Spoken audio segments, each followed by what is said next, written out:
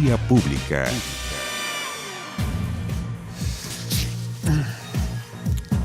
¿Cómo están ustedes? Muy buenas noches, bienvenidos a Vía Pública.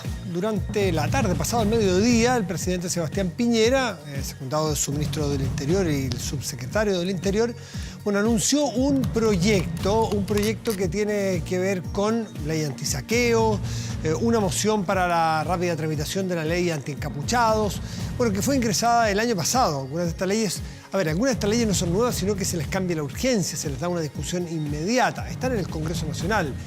Medidas como esta buscan endurecer entonces las penas en los casos que se realicen, por ejemplo, robos como saqueos en contextos de desórdenes públicos, así como también otros proyectos que tienen que ver con un proyecto completo o con medidas completas en torno a la seguridad, que vamos a revisar algunos de ellos, porque hay algunos más críticos que sostienen que no necesariamente por anunciarlos van a tener muchos efectos. Y que hay algunos que creen que no sabemos mucho a qué público le está hablando el presidente Piñera. En todo caso, una de las cosas que generó más noticia o más simbolismo, llamémoslo así para ser neutros y ponderados, es la convocatoria al COSENA, Consejo de Seguridad Nacional, que tampoco es el COSENA de antaño, del origen de la Constitución del 80. Es el COSENA posterior al 2005, en las reformas constitucionales, que entre otras cosas no se puede autoconvocar, sino que es un órgano consultivo del presidente de la República, en fin. Pero es una jornada marcada por medidas en torno a la agenda de seguridad del presidente Piñera. Y esto no es porque sí, naturalmente, porque cada uno de nosotros ve que el orden público está, en algunos casos superados, en algunos casos críticamente desafiado. Así que vamos a conversar sobre este tema con dos personas que entienden sobre la tramitación de estas leyes, sobre seguridad y los efectos que pueda tener. Vamos a la pregunta del día, y esta tiene que ver si sabe cuál es la función del Consejo de Seguridad Nacional. A los mayores, insisto, para que tengamos claro, no es el original, pero también interesante que iba a contestar gente que es más nueva, que es más joven, que no tiene ese recuerdo del fantasma del COSENA entonces, ¿no? Antes de que se eliminaran los enclaves autoritarios de la Constitución del 80. Pero, ¿usted sabe cuál es la función del Consejo de Seguridad Nacional? Es la pregunta a la cual los invitamos a participar hoy en Vía Pública. Y nos vamos a la mesa de inmediato porque nos acompaña el presidente del Partido Radical, Carlos Maldonado. Carlos, gracias por estar aquí. Gracias a ustedes, Matías. Buenas noches. Buenas noches. Y el diputado de Renovación Nacional, Gonzalo Fonsalía. Gonzalo, muy buenas noches. Gracias muy buenas por noches, estar Matías. Aquí. Me gustaría que los dos me dieran una opinión primero general, después podemos ir a lo particular, de las medidas de este paquete de anuncios de medidas de seguridad que hace el presidente de la República, Gonzalo.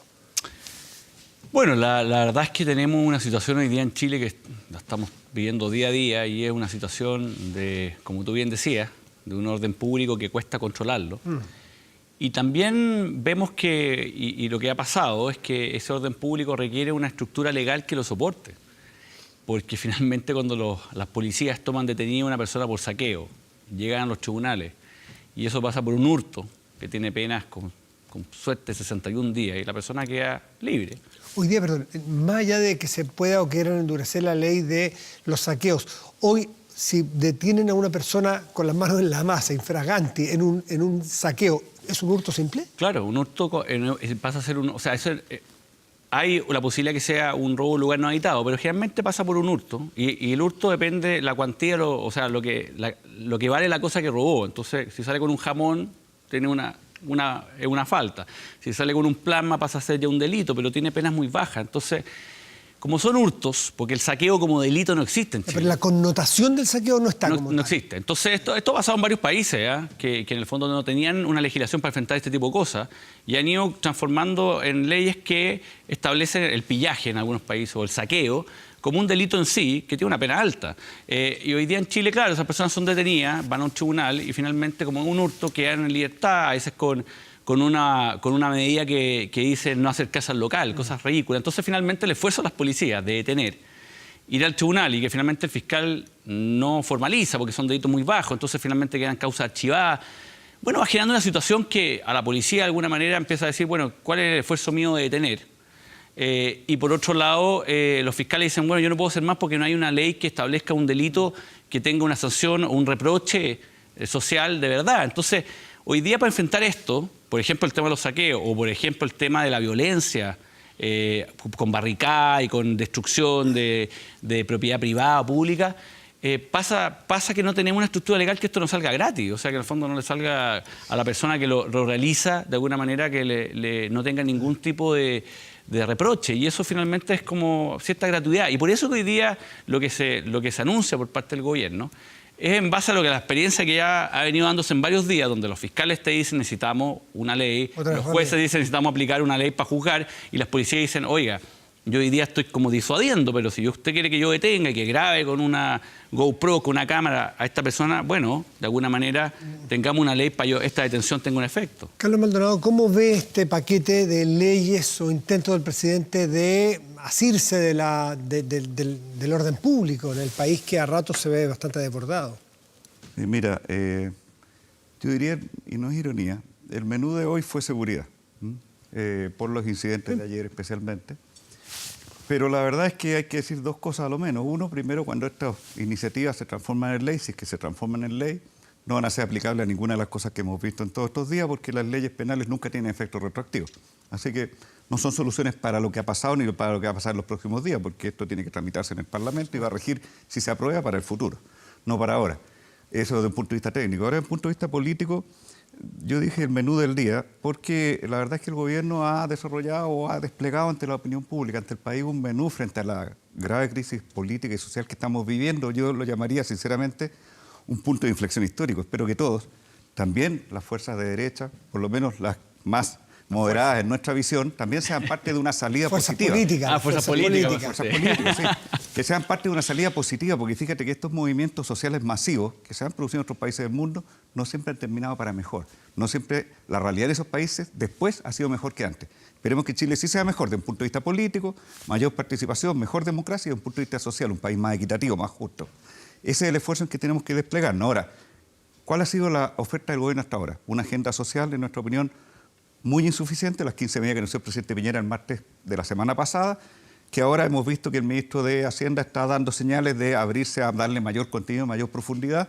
Nos parece bien, tenemos que ver los detalles para que sea efectivamente redistributiva y que efectivamente mejore la calidad de vida de las personas. Y en lo político, ninguna señal concreta. Y yo creo sinceramente que el tema de fondo acá es el tema político, que tengamos un nuevo pacto, una nueva forma de gobernabilidad, una democracia más participativa, y eso parte por abrirse, lo que nosotros hemos planteado por lo menos, un plebiscito para una nueva constitución. Podemos hablar de ese tema porque al final todos los temas son... están bastante amarrados unos con otros, es verdad. Pero me gustaría sobre la agenda. Carlos, ¿les parece a ustedes como oposición o al Partido Radical o a ti en lo particular que es una agenda que puede llegar a ser eficaz para el control de la calle, del orden público? Mira, el control del orden público cuando hay manifestaciones masivas y descontento masivo siempre es un desafío muy grande para cualquier gobierno, digamos.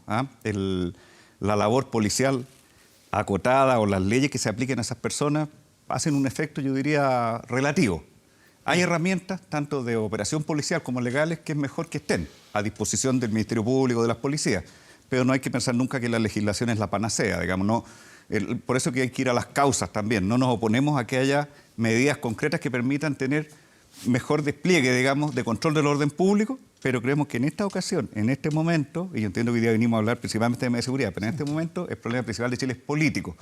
Lo de la violencia es una manifestación extrema en los bordes, ciertos sectores, también hay distintos componentes ahí, pero no hay que olvidar que el problema de Chile principalmente en este momento es político, no es de legislación frente a la violencia. Y de lo general, en lo particular, Gonzalo, tú te has caracterizado por ser un diputado que se enfoca principalmente en estos temas de seguridad. Y me gustaría saber cuál es la experiencia, estuvimos hablando afuera, me estuviste explicando, de hecho, experiencias comparadas sobre otras legislaciones que tienen que hacerse cargo. ¿Por qué los levantamientos callejeros, populares, masivos, no son inventados en Chile, ni es la primera vez que sucede, ¿no? Entonces, ¿de dónde y qué podemos aprender? Bueno, en primer lugar decir que efectivamente, como dice Carlos, aquí tenemos un problema de desigualdad en Chile que se arrastró o se viene arrastrando desde hace muchos años. Pero tampoco podemos decir que la desigualdad, la forma de enfrentarlo es con violencia. Obviamente la manifestación pacífica y que se han producido muchas de ellas es la manera, y también la manera que el sistema político y el sistema empresarial reaccionen no con indolencia, sino que efectivamente con sentido de urgencia. Y ahí todos hacemos mea culpa. En los años que yo estoy metido en política, Carlos fue ministro, estuvo hace 8 años atrás, hoy día presenta un partido. Hay culpabilidades acá compartidas de todos. Pero la verdad es que nosotros nunca podemos decir que esa desigualdad, una forma de expresarla o una forma de producir un cambio es con violencia. Y es afectando derechos de otros. Porque finalmente cuando a alguien le destruye su local o se lo saquea, bueno, esa persona es un tercero que tiene derecho y que en el fondo también quiere justicia. Y cuando la justicia no opera, también hay una frustración por parte de ese ciudadano. Entonces, y también es una desigualdad. Entonces, lo que por un lado lo que queremos es que exista normativa que permita hacer justicia cuando se producen esos, porque son delitos, o sea, estaremos todos de acuerdo que aquí estamos frente a un delito. Y ese delito tiene que ser, de alguna manera, no puede ser gratis. Ahora, esto ha pasado efectivamente en otros países. En España, en el 2015, hay una legislación especial para hacerse cargo de estos desórdenes y estos saqueos, de alguna manera, que tampoco tenían legislación parecida a la chilena. ¿En qué cambió? Bueno, que finalmente se define lo que es desorden. Hoy día en Chile tenemos una norma que el desorden es como bien insulso, ¿sí? es una norma del Código Penal que no define lo que entendemos como conductas de desorden. Por ejemplo, estar con una barricada, tirar piedra a la policía, ¿es desorden? ¿No es desorden? De alguna manera, saquear está dentro de la lógica del desorden porque la persona aprovecha de alguna manera aprovecha una posibilidad para entrar y hacerse de bienes salir. Eso es parte del desorden. Bueno, la legislación española lo definió en un artículo. Bueno, esto es desorden. Estas son las acciones que son un desorden. Y bueno, la policía obviamente filmando, con grabaciones, bueno, muestra que esa persona está dentro de esa lógica y tiene una sanción. Hoy día en Chile eso no está claro, es difuso. Entonces es difícil. Y lo que yo más digo acá es las policías finalmente están hoy día actuando en disuadir, con lacrimógenas, con mucho roce, y eso es por esto mismo, porque finalmente, y yo lo digo ¿por qué? Porque yo no quiero que la policía exceda su potestad, yo no quiero que hayan violaciones a los derechos humanos, que hayan vulneraciones a los derechos de garantía, yo no quiero que haya eso, pero también la policía, si no tiene una norma o no le es efectivo detener, porque finalmente va a haber una sanción, empieza a producir esto, que empieza solamente a disuadir o a presentarse frente a los enfrentamientos a través de mecanismos que permitan disuadir, permitan de alguna manera descongestionar una manifestación. Y por eso que es importante la norma, y por eso que el año 2015, en el caso español, que pasó con el tema de lo indignado y todo, pasó un poco lo mismo que hoy día en Chile. Tuvo efectos. Y tuvo efectos. O sea, no te digo que con eso no se arregla el problema de fondo que Carlos... Pero tiene efectos. Y que todos estamos conscientes de eso. Sí. Pero por lo menos las personas que están viendo que la violencia es una manera de expresarse válida y que finalmente no les pasa nada, bueno, la norma sí viene a ayudar en eso, que sí le empieza a pasar. ¿Pero la norma puede cambiar conductas? Sí, mira, si me permite decir antes que me alegro de haber escuchado a Gonzalo hablar del tema de los derechos humanos, porque efectivamente cuando uno habla de violencia, y lo que hemos visto en estos días en Chile ha sido muchas manifestaciones de violencia, pero también bastante violencia institucional, bastante violencia por parte de agentes policiales y estatales, no digo generalizada, no digo en todos los casos, pero ha habido mucho abuso, ha habido brutalidad policial. ¿Y podría decir sistemática?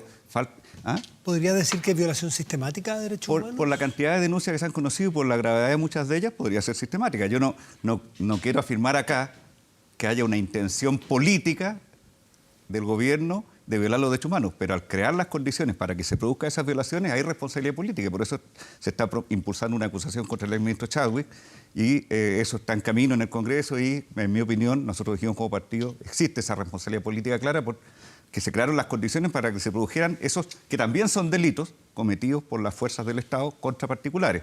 El exceso de violencia, nosotros hemos visto en otros países, como aquí se ha dicho, protestas también, a veces bastante prolongadas en el tiempo, a veces con bastante intensidad, y sin embargo no existen, como aquí en Chile, muertos, personas con perdigones en la cara, personas con pérdida de la visión por impacto de balines o de bombas lacrimógenas. Entonces también está claro que hay manifestaciones de brutalidad policíaca y hay manifestaciones de falta de profesionalismo en la manera de abordar el control del orden público en la calle por parte de nuestras policías, lamentablemente, y ese es un tema que también tenemos que abordar como país, tanto sancionarlos los delitos que se han cometido por parte de agentes del Estado, como preocuparnos de que tenemos una policía más profesional, no solo con herramientas legales, sino también con mucho mejor formación en cómo trabajar en orden público, que no es lo mismo que ir a combatir a un narcotraficante a la población, digamos. Bueno, pero tú comprendes una cosa, Entonces, Carlos, eso también hay que... pero Carlos, hay que tenerlo claro. esto que estamos viviendo hoy día, yo no tengo recuerdo de que haya sucedido en esta cantidad de tiempo. Entonces también uno dice, las policías, bueno, yo no recuerdo que esta cantidad de días la policía haya tenido que enfrentarse a la cantidad de, y no solamente en Santiago, en numerosas otras ciudades, capitales regionales de Chile. Entonces, está bien, es verdad que la policía muchas veces se ha visto sobrepasada, pero también digamos que tampoco había vivido, podemos decir que esto se ha vivido muchas otras veces para que la policía se vaya preparando. Esto es como, mira, es parecido como lo del terremoto. Cuando pasa el terremoto, la ONEMI no dio abasto, las cosas no funcionaron, entonces se hace toda una reestructuración para enfrentar de mejor manera una crisis o una situación que no estamos acostumbrados a vivir. Yo creo que acá han sido muchos días, vamos del 18 de octubre. 21 días, hoy es el día 21. Y obviamente hay agotamiento, las policías trabajan de repente 3 días o 48 horas sin dormir. Entonces, yo creo que acá también hay un tema que esto ha desbordado por todos lados. Y por eso, claro, la ley ayuda, pero también hay un tema que las fuerzas policiales, bueno, no estaban preparadas tampoco a enfrentar esta cantidad de días y en distintos puntos. Y esto, obviamente, ojalá que acabe lo antes posible la parte de la violencia. Si finalmente esto es un desgaste no solamente para las policías, también para los ciudadanos. Y para la oposición, Carlos, para agregar una pregunta a lo que quiere comentar, sí, claro. ¿estará la oposición abierta ahora a discutir leyes, por ejemplo, que en su momento no estuvo la oposición, ley anti-encapuchados? ¿Dada esta experiencia? A ver, lo que pasa es que acá no se puede buscar por partes.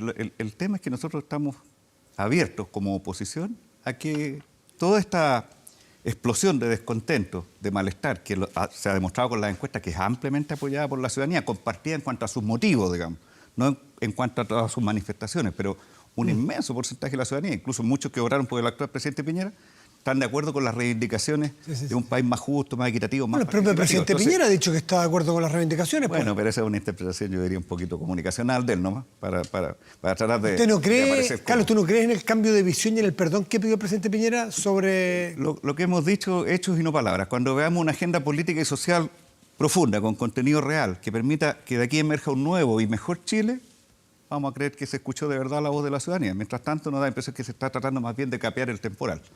Entonces, ese es el tema de fondo. Las leyes en particular, cada parte de la agenda se podrá discutir. El tema es una solución global, que haga de insisto, un Chile mejor. Sí. La ley de encapuchados, ¿qué pasó en el momento en que se intentó discutir? ¿Cuáles fueron las posiciones que se tomaron? Porque creo que no nos habíamos enfrentado 21 días como esto, con imágenes como esta, con la violencia sufrida, vamos a hablar al segundo bloque con otro invitado, con el desajuste económico que vamos a sufrir, que todavía no está sobre la mesa en la cuantía de este drama. Puede ser mayor que el terremoto. Todos los efectos que va a producir. En términos económicos puede ser peor que el terremoto del 2010, podría ser. Sí, claro. Entonces, ¿cómo fue? Porque de esa experiencia vamos a tener que aprender a ver si maduramos en la capacidad de discutir una ley que va a ir a ser puesta en el Congreso nuevamente. Sí. Yo no estaba en esa época del Congreso, así que no lo sé. No estaba, ¿no? No era parlamentario. Sé que fue en el gobierno Piñera, del presidente Piñera. No te va a afectar la ley que impida la reelección, no te afecta. No te va a afectar. No, yo este es mi segundo periodo, así que claro, no se da lo mismo.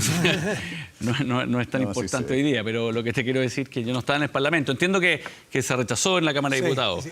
Gonzalo, no sé hoy día qué pasará. Agregar a lo que quieras comentar, la pregunta es si tú crees que la oposición en algún momento ha tomado, la oposición, una posición firme y clara en contra de la violencia, o crees que en algún momento ha titubeado y ha dado pie para cubrir a los más violentos, al menos no zanjando claramente los límites que se pueden pasar y no. O sea, yo creo que hay oposición y oposición, como también hay que ser también justo que hay dentro de los partidos oficialistas también hay distintas visiones.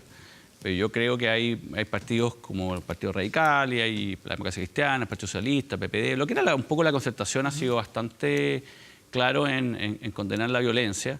Sí. Los otros partidos también, quizás con menos fuerza, pero también la han condenado. Pero yo creo que finalmente hay un sentimiento cada vez más grande en que en el fondo tenemos que cuidar la democracia entre todos.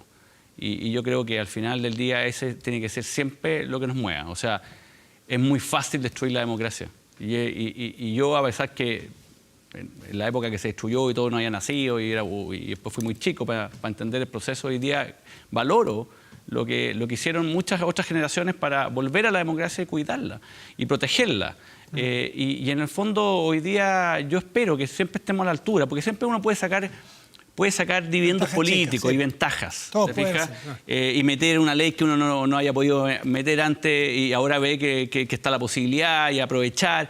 Pero la verdad es que el sentido de cuidar la democracia es lo que nos tiene que mover. En el propio sector, se los quiero preguntar a los dos, cada uno de sus sectores, ¿ven que hay espacios o hay grupos que no están tan comprometidos con la democracia? Te lo pregunto en tu sector y en tu sector. Yo creo que están todos comprometidos. ¿Todos comprometidos, sí, 100%? Yo creo que están todos comprometidos.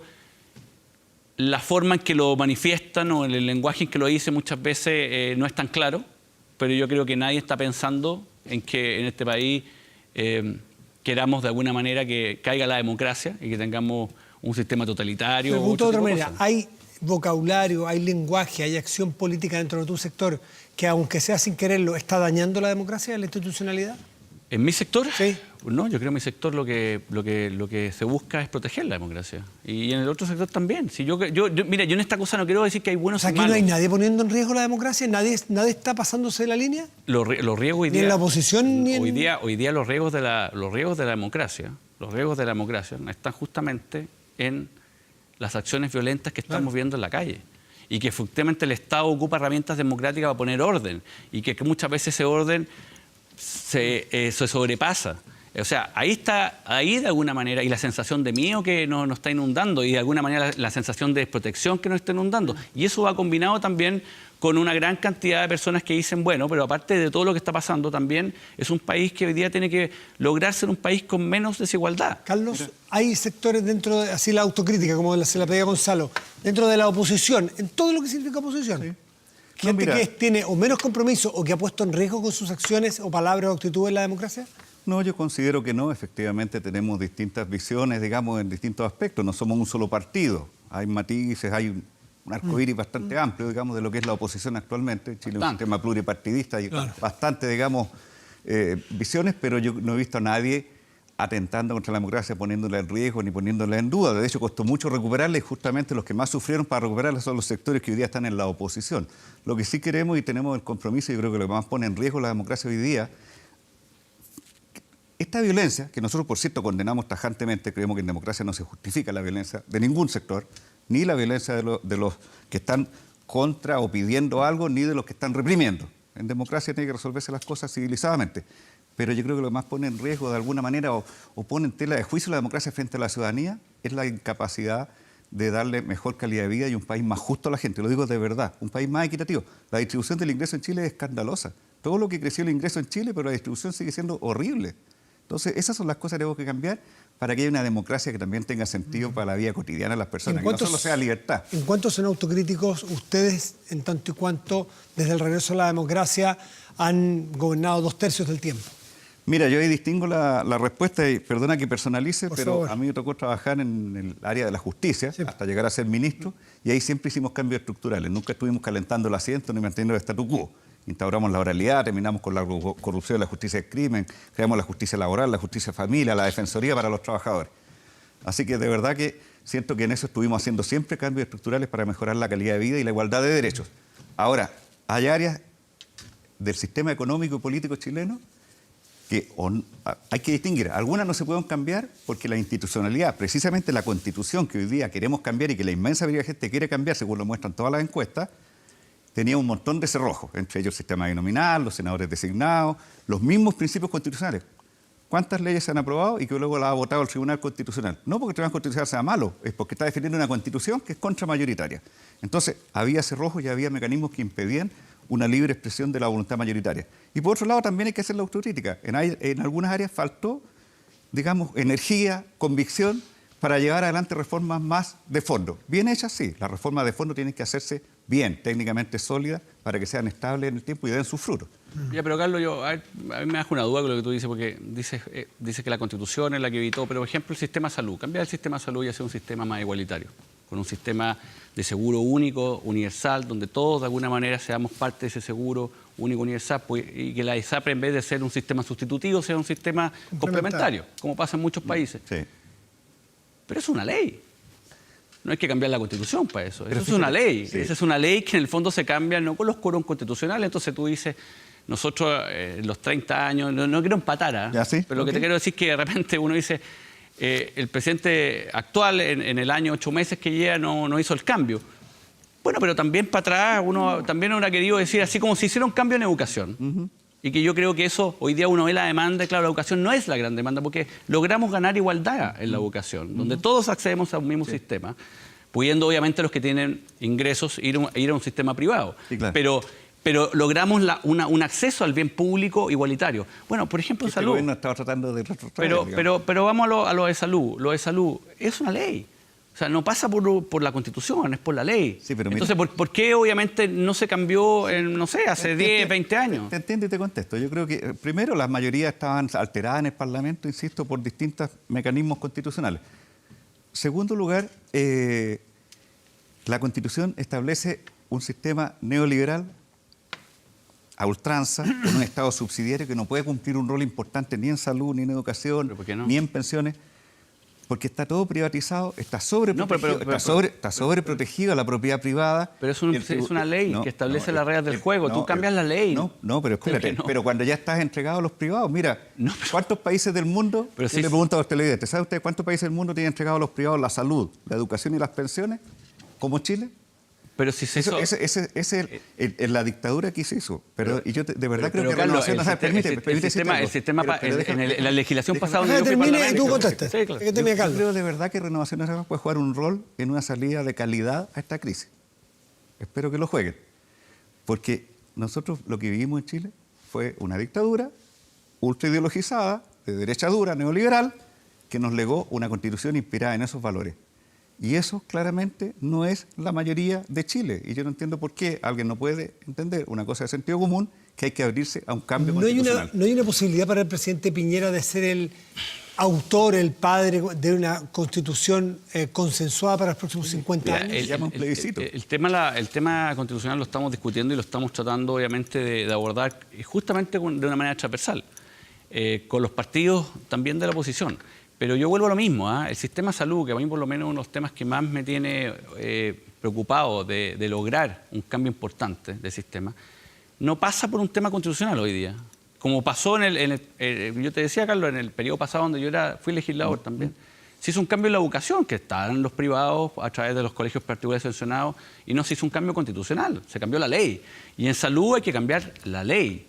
Tú me vas a decir, sí, tú me vas a decir que la madre, los problemas de la Constitución. Algún valor? Pero te vuelvo a repetir, para cambiar... constitucional durante la para reforma cambiar, educacional. pero Carlos, la vamos... reforma tuvo que cambiarse porque el Tribunal Constitucional de cosas que consideraba que iban contra la Constitución. Está bien, pero no Carlos, fue la reforma que se Carlos, pretendía la que salió del Congreso. para cambiar el sistema de salud y tengamos un sistema único donde la ISAPRE dejen de ser sustitutivos, sino que pasan a ser complementarios, hay que cambiar la ley. Pero, Gonzalo, ¿le asignas algún valor a que Chile se dé a sí mismo una constitución más consensuada por la población y las distintas miradas de la sociedad que tengamos? Yo no estoy enamorado de la Constitución. No, te pregunto si le asignas algún valor. Las constituciones en Chile se han cambiado. Hemos tenido la Constitución del 33, 25, esta Constitución actual es bastante distinta a la Constitución del 80. Se han modificado casi 250 artículos, tiene la firma del presidente Lago. O sea, yo no estoy enamorado de la Constitución. La Constitución tiene cosas buenas, tiene cosas malas. Y obviamente nadie está cerrado. Por lo menos, y en Renovación Nacional, nosotros en el partido siempre lo hemos dicho, no estamos ¿Pero te cerrados. parece sobredimensionada? ¿Qué cosa?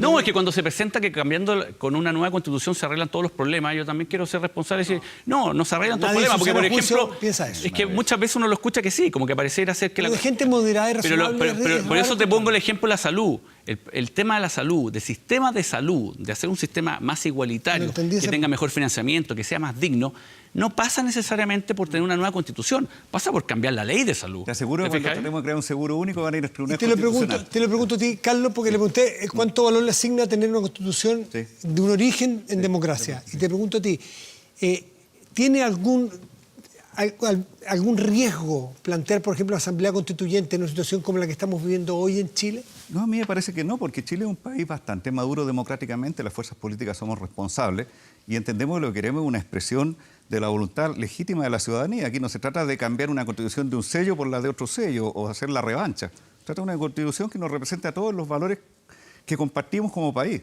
O sea, aquí no va a salir una asamblea de un solo color ni un texto de un solo color.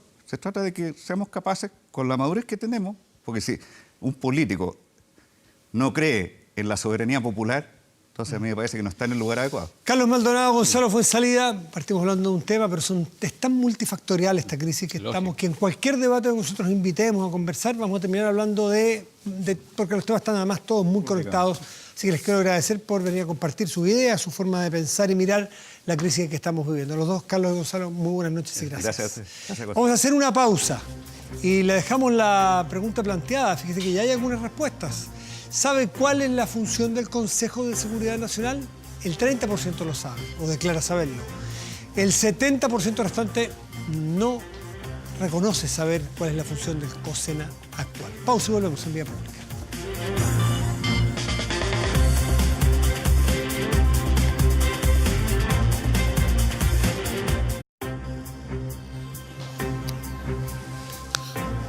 Estamos de vuelta aquí en Vía Pública y está con nosotros Felipe Contreras, que es vicepresidente de la ASECH, que es la Asociación de Emprendedores de Chile. Felipe, muy buenas noches, gracias. Muy buenas noches, Matías. Muchas gracias por la invitación. Yo hice una aseveración en el primer bloque y reconozco que no tengo los datos, pero se lo he escuchado a gente creíble y me asusté un poco en hacer aseveraciones que pueden ser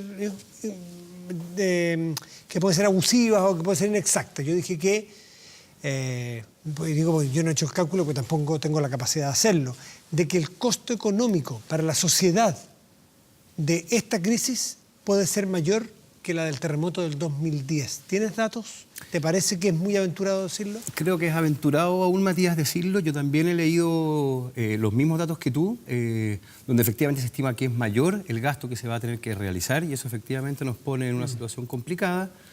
Pero creo que también tenemos que hacer un esfuerzo como país, yo te lo comentaba el otro día en la radio, de poder ver cómo salimos de este momento juntos, entendiendo que hay un escenario nuevo que cambió. A ver, hay posibilidades, pero no sé si en la mitad, porque no sabemos en qué momento estamos, pero de una crisis bien aguda, bien compleja, donde se están empezando a dar situaciones testimonios de personas que pierden el empleo o que van a perder el empleo, o pymes, o que dicen con 20 días sin vender, o con mi negocio destruido, no puedo pagar un salario, un sueldo, no puedo tener 1, 2, 3 empleados. ¿Hay cuantificación ya de los daños? Sí, hay cuantificación. Hemos venido haciendo como la Asociación de Emprendedores de Chile un catastro. Nosotros tenemos más de 1.500 casos catastrados y también lo hemos juntado también con el catastro que ha estado haciendo el Ministerio de Economía, que ya van del orden de 7.000 casos. Entonces ya tenemos como 8.500 casos que uno podría mirar. Las pymes tienen una situación bien heterogénea, o sea, una pyme vende desde 1 millón al mes hasta 50 millones, 58 millones de pesos al mes. Entonces es una categoría... Vende no es gana. No, vende es venta nomás. Vende, porque a lo mejor el costo es de 950 y gana 50.000 pesos. Exactamente. Recordemos que además hay 2 millones de microempresas, de las cuales 1 millón de ellas son informales. O sea que además no tenemos mucho conocimiento de ellas. Entonces, efectivamente, aquí cuando estamos hablando de dato económico, estamos hablando de gente que al final no puede llevar el sueldo para la casa, porque tenemos que distinguir que en Chile se habla de emprendimiento por oportunidad, que es buscar algo en el mercado y qué sé yo, achuntarle, y otros por necesidad. Y muchas de nuestras pymes son por necesidad. En el fondo es la manera con la cual se ganan la vida. Entonces, efectivamente, nosotros tenemos alguna dato y número y la situación, si es que no volvemos a cierta normalidad para poder trabajar, es bien terrible. Nosotros calculamos que se podrían perder, si esto continúa, del orden de 350.000 empleos. Si se pierden esa cantidad de empleos, para que lo pongamos en simple, Chile podría llegar al 10, al 11% de desempleo. Entonces tenemos que hacer un esfuerzo por retomar un diálogo colaborativo con el país, porque efectivamente, o sea, como decía Nicanor Parra, nos salvamos juntos o nos hundimos por separado. Y yo creo que hoy día un poquito ese es el temor que tenemos, porque efectivamente hay gente como que aplaudiese que nos estuviera yendo mal. Y yo creo que aquí tenemos que recoger un poquito el guante, abrazarnos un poco más. Todos hemos fallado en la sociedad aquí. Aquí hay algunos que quieren apuntar solamente a algún grupo. Yo digo, hay que hacer una mirada un poquito más reflexiva, mirarnos como patria, porque si no nos miramos como patria tampoco vamos a poder salir de esta crisis. Va a volver en 3 años más, en 5, en 6, da lo mismo. Entonces la pregunta es cómo abrazamos una causa país que efectivamente nos pueda permitir ponernos de pie y redibujar las condiciones en las cuales queremos convivir. 350.000 empleos podrían perderse. Así es. ¿Cuántos empleos estaba creando nuestra economía anualmente? Anualmente estaba creando del orden de 100.000 empleos al año. Entonces, efectivamente, esto podría ser algo súper devastador. Un retroceso de 3 años. Así es, exactamente. Entonces, por eso nosotros... Ahora, hay datos que son un poquito más esperanzadores, Matías. Por ejemplo, en el catastro que nosotros tenemos, el 90% de nuestros pymes y emprendedores dice que sí se va a volver a parar. Entonces, efectivamente, ahí tú puedes tener un poquito más como de esperanza y datos más reales de que aquí lo que hace falta es que haya una mayor capital de trabajo, y por eso es que hemos insistido tanto en el capital de trabajo, en el pago oportuno de las empresas más grandes. ¿Cómo se están comportando? Porque en 21 días, ya podemos ver cómo se comporta la clase política. Ya podemos ver cómo se comporta el gobierno. Ya podemos ver cómo se comportan los tipos que manifiestan en las calles de manera violenta y lo que producen. Pero, ¿cómo se han comportado? Ustedes están haciendo un llamado hace mucho rato a que las empresas que tengan que pagarle a sus proveedores, que no le paguen a 90, que no le paguen a 60, ni siquiera que le paguen a 30. Ni a 180. Que le paguen, o 180, que le paguen ya, ahora, para que le den capital de trabajo y pueda ponerse de pie. ¿Cómo se han comportado las empresas con sus proveedores? A ver, de distintos tamaños. Hay un antes y un después, digámoslo. O sea, nosotros hemos venido pidiendo que se nos pague al contado o a 30 días hace mucho rato. Sí. Y eso es una evidencia. Tú tienes que tener amigos pyme que deben sufrir, a la gente que está empleada, están muy contentos cuando va a llegar el día 30 o el 31 porque llega el sueldo. Los que somos pymes estamos asustados el día 30 porque tenemos que pagar sueldo. Entonces, no sabes si vas a llegar. Y no sabes si va a llegar. Y efectivamente, cuando te tramitan la factura, cuando no te dejan mandar la factura, porque hay empresas que de repente dicen que pagan a 30, lo cual es cierto, pero no te aceptan la factura antes. Entonces te pagan a 30 después de 120, y esos son 150 días. Entonces, efectivamente, aquí tenemos que hacer un rediseño. No es muy colaborativo. No es muy colaborativo. Eso es la ley de la selva. Pero además es perverso el sistema, porque si es que uno lo piensa como capital de trabajo, para las grandes empresas obviamente tienen tasas menores en los bancos para endeudarse. Y los pymes, como somos más riesgosos, tenemos futuros más inciertos, nos cuesta más endeudarnos con los bancos, tenemos tasas más altas. Por lo tanto, al final, como sociedad, suma poco. Y yo creo que tenemos que hacer un juego donde Chile sume más, y no donde Chile sume a la resta. ¿Te fijas? Hay un juego como... Ya, pero me imagino, si tienen capacidad de proyectar los empleos que se han perdido o que se pueden perder, me imagino que también tienen un catastro de cómo han pagado las empresas, desde las más grandes, con más espalda financiera, sí, al momento de responder con pronto pago. Sí, nosotros hicimos una ley que salió aprobada en este gobierno en enero, que es la ley de pago a 30, que ponía algunos plazos, porque también las pymes se ponen en esa ley. Cuando uno hace legislaciones para el país, tiene que entender que se legisla de Chincola a Jote. Entonces, sí, efectivamente, hay que tener, ojo, ponte tú en la agricultura, tenían algunos problemas de pago a 30, las mismas pymes. Entonces, también hay que mirar cómo se hacen este tipo de leyes. Sí, tenemos varios datos que nos muestran cómo se debería comportar. Y creo que Chile también tiene que tener leyes, como la ley de pago a 30, pero Chile también tiene que tener cultura de pago. O sea, tú no tienes que ponerte una ley para que seas buen marido, Matías. No es una ley de buen marido, no es una ley del buen pagador. Las empresas culturalmente deberían pagar al contado. Si yo me compro un yogur en el supermercado, que me lo voy a comer, ¿por qué tengo que pagar? ¿Por qué me tienen que pagar como proveedor a 180 días? Si lo estoy pagando al contado, en cash.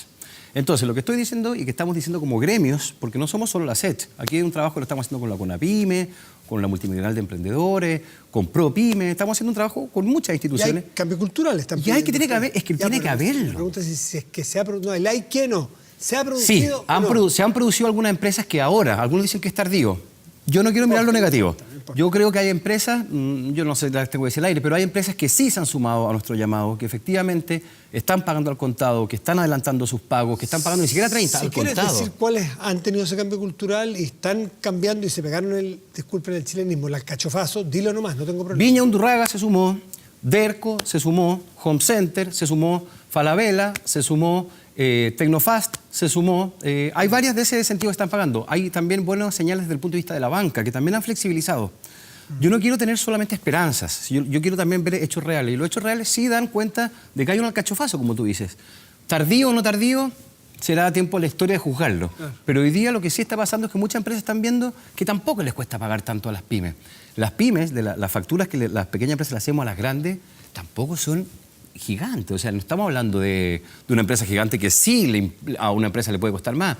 Somos 15, 20% de los costos. Entonces, lo que hay que hacer aquí es un incentivo para que puedan pagar. El punto que hemos tenido es que hemos tenido dogmas, Matías, muy complejos. Los que estudiamos ingeniería comercial partimos con esta lógica de maximizar las utilidades para los accionistas. Claro. Y de primero a quinto, ese es el foco. Ese no puede ser el foco. No puede ser el foco. No el único foco. No el único foco. Si nadie está aquí entre negro y blanco. Si hay miles de grises. Hay miles de grises. Entonces, cómo yo maximizo la utilidad y el bienestar de la sociedad también, del medio ambiente y de la economía. No son cosas separadas, son cosas que van de la mano. Y yo no sé si tú formas parte, pero lo que estás diciendo es el significado de las empresas B. Empresas B, sí, somos parte. ¿Tú eres parte? Sí, somos empresas B certificadas. Eso que tú acabas de describir es la descripción a grandes rasgos de una empresa B. Exactamente. Usted ve de repente algunos productos triple impacto, o sea, de que cuando yo hago un negocio me vaya bien, porque tengo que seguir subsistiendo, pero le vaya bien al país, al medio ambiente, a la sociedad en general. A los proveedores, efectivamente. O sea, que tenga un círculo virtuoso. Es una empresa B. Es una empresa B, que no son B porque fueran como el A y el B. Todo el mundo piensa, no, es por... No es B larga, no es B de virtuoso porque es B de B larga y virtuoso de buenas, corta. de bueno, de A. No, esto no es chileno, es un movimiento internacional. Es un movimiento internacional. Ahora sí, es importante decir, Chile tiene la mayor cantidad de empresas B per cápita del mundo. Es un buen dato. Ahora, ser empresa B, perdón que nos metemos en esto, no es llegar y decir, yo soy B, hay que certificarse como B. Hay que certificarse, hay que pasar por llamada, es un benchmarking muy riguroso donde efectivamente te ven las mejores prácticas internacionales, tienes que recertificarse cada 2 años, si no pierdes la categoría, y tampoco dice que seamos empresas perfectas. No, somos empresas que queremos apostarle para ser un poquitito mejores para la sociedad que hoy día requerimos. Entonces, efectivamente, hoy día, hace 6 años, nos decían que éramos los ingenuos. Hippie. Los hippies. Porque más pensaban que hacíamos empresas como para donar la planta. No. O sea, aquí estamos completamente trabajando en el mercado, como tú bien dices, para que nos vaya bien y poder trabajar en el libre mercado, pero que tiene un impacto en los proveedores, en lo social y en el medio ambiente. Es que no puede ser solamente las utilidades. Porque además, cuando tú solamente quieres maximizar utilidades, hay asimetrías de poder en la negociación. Si yo negocio con una gran empresa y me dicen que tengo que bajarme un 18% de los costos y me van a pagar a 100 días... No puedes, revienta. O sea, básicamente le digo, bueno, ya. Porque efectivamente, igual me interesa el contrato, ¿te fijáis? Pero entonces hay asimetrías también de poder en la relación que se da en los contratos. Entonces, yo creo que tenemos una capacidad hoy día como país de poder ponernos de acuerdo en ciertos mínimos éticos, morales, que nos parecen bien. Si aquí nadie está diciendo que esto tiene que ser o negro, o Venezuela, o blanco. Tenemos miles de grises y ahí tenemos que dibujar una cancha juntos, con los periodistas, con los pymes, con los grandes empresarios, con la banca, donde podamos redibujar cómo queremos convivir como sociedad. No pueden haber empresas exitosas en sociedades infelices, Matías. ¿Cómo has visto, Felipe Contreras, el cambio de enfoque del gobierno respecto de la economía? Y más que la empresa en particular, y este ministro que es un ministro de una formación distinta, de una generación distinta, ¿tú ves allí algo diferente? En ambos ministros, lo estoy hablando del ámbito económico, tanto Hacienda y Economía. Sí. Los dos son cabros jóvenes. Sí, yo tengo ahí algunas tesis, pero no me corresponde en mi rol de decirlo. Pero efectivamente me parece muy bien, primero, la mirada nueva.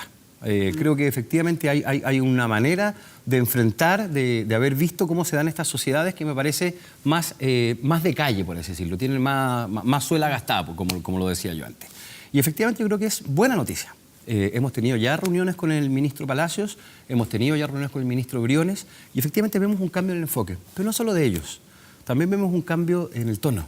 La oposición también han llegado hoy día a un preacuerdo con la reforma tributaria que es más holgado que el que habían llegado o que el que iba a llegar hace 3, 4 meses, no me acuerdo bien. Con la democracia cristiana. Con la democracia cristiana. Ahora fue un pacto más amplio y eso da señales un poquito más de unidad, de colaboración y yo creo que esa cancha tenemos capacidad de redibujarla. Y a propósito de este nuevo pacto tributario, ¿a ustedes les satisface cómo está planteado, esbozado al menos en su forma genérica?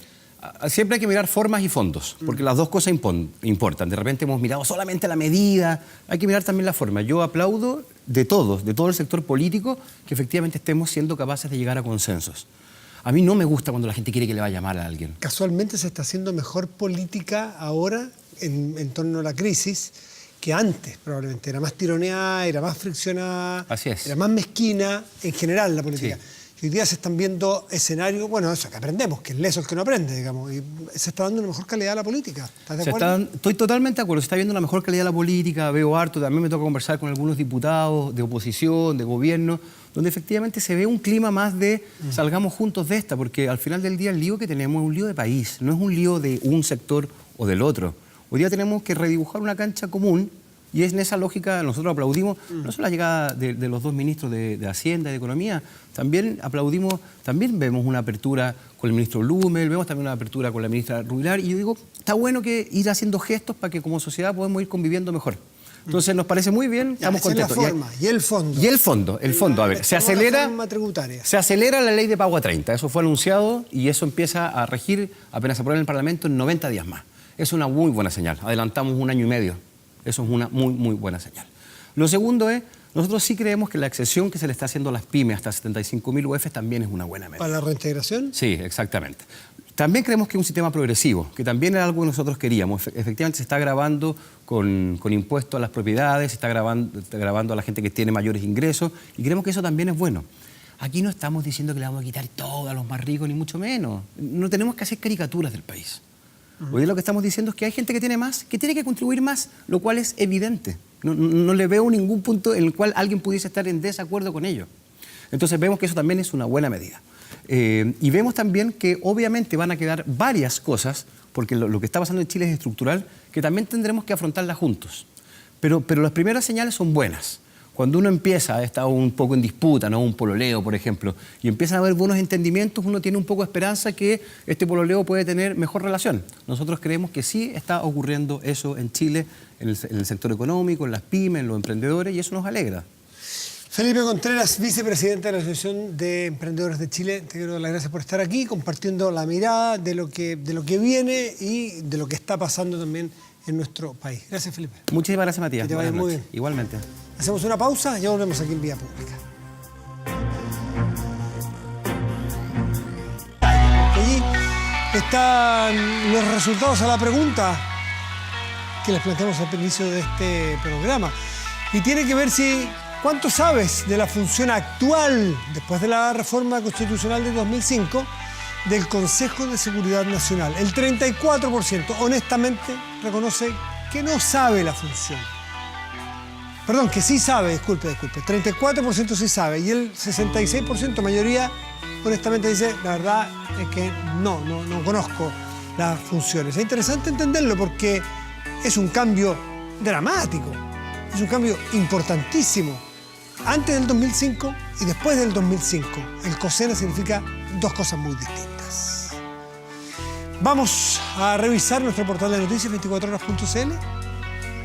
Teletón 2019. Qué mal día. Fundación Teletón confirma la postergación de este evento. Esto sí que está enraizado en nuestra cultura chilena. Puede tener crítica en el margen, respetable, pero que forma parte de nuestra cultura, nuestro veto ya. ¿Cómo ha tenido cambios culturales la Teletón en cada uno de nosotros? Los que diseñan las ciudades hoy día no se les ocurriría diseñar una esquina como se diseñaba hace 30 o 40 años, por ponerle un ejemplo. Hoy día las esquinas tienen todos un peralte, tienen una subida, una pendiente, para ayudar a las personas que van en una silla de ruedas. La ley de discapacidad, donde hoy día cada empresa tiene que tener un porcentaje de personas con alguna discapacidad en sus empresas, dentro de sus trabajadores. Es decir, hay un cambio cultural requete contra importante, el acceso a los edificios públicos. Bueno, eso es la Teletón.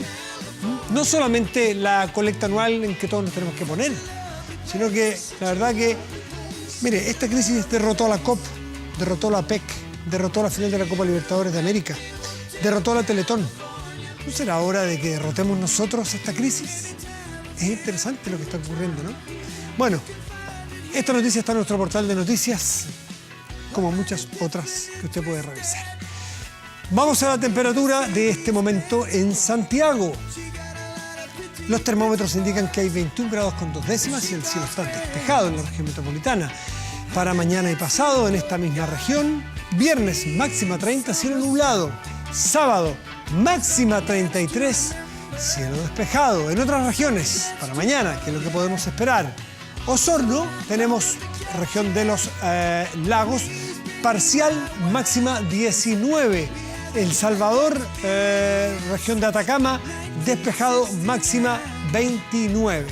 Debo reconocer que siempre con Osorno me queda la complicación en los ríos, yo creo que en los lagos, pero si me equivoqué le pido disculpas. Nada personal contra los osorninos, en esa zona me confundo un poco en esta, no que ahora las regiones no tienen números, sino que tienen nombre.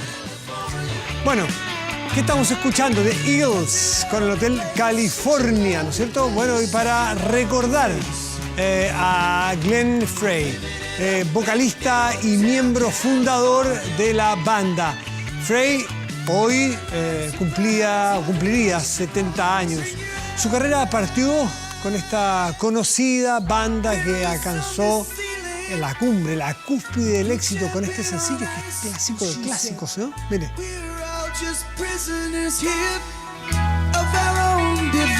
Bueno, la crítica se rindió, como nosotros con este silencio, a los pies de Hotel California, por ejemplo. Se transformó en un single más famoso de esta agrupación de Eagles. Una verdadera arma de doble filo porque, según señaló el propio Frey y el resto del grupo, nunca pudieron superar, ni siquiera igualar el éxito de Hotel California. A eso pasa con los artistas que tienen obras tan resonantes que les cuesta estar a la altura para el resto de sus repertorios. Pasa en literatura, pasa en la música. Bueno, se transformó en una carga, fíjese, que llevó a la banda a sentir la presión de ir más allá. Dejó de ser divertido, dijo Glenn Frey en algún momento. Posteriormente ya dejó a los Eagles para iniciar una carrera de solista. Con Hotel California cerramos Vía Pública de hoy. Muy buenas noches y gracias por venir.